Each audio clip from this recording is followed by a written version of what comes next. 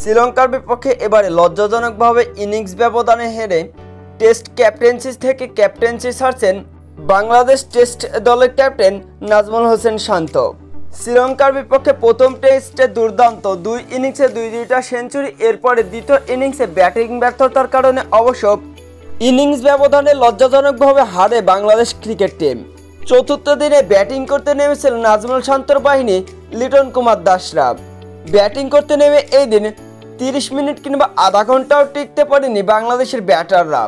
মাত্র 25 মিনিটেই all out হয়ে যায় বাংলাদেশের ব্যাটিং লাইন আপ, যার কারণে অবশ্য শেষ পর্যন্ত লজ্জাজনকভাবে ইনিংস ব্যবধানে হারতে হয় বাংলাদেশের ব্যাটারদের।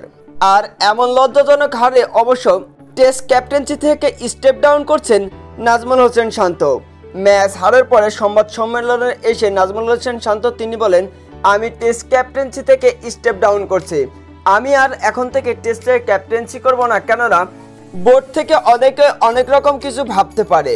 তবে আসলে কথা হচ্ছে 3 ফরম্যাটে 3টা অধিনায়ক না থাকলেও হয়। নাজমুল হোসেন শান্ত তিনি বলেন, এটা পার্সোনাল কোনো বিষয় না, শুধুমাত্র টিমের ভালোর জন্য অবশ্য আমি টেস্টের ক্যাপ্টেন্সি ছাড়ছি। যদি টিম ম্যানেজমেন্ট মনে করে 3 ফরম্যাটে 3টা আলাদা ক্যাপ্টেন প্রয়োজন তাহলে তারা রাখতে পারে, কিংবা 3 ফরম্যাটে তারা যেমনভাবে ক্যাপ্টেন্সি রাখবেন সেটাই হবে।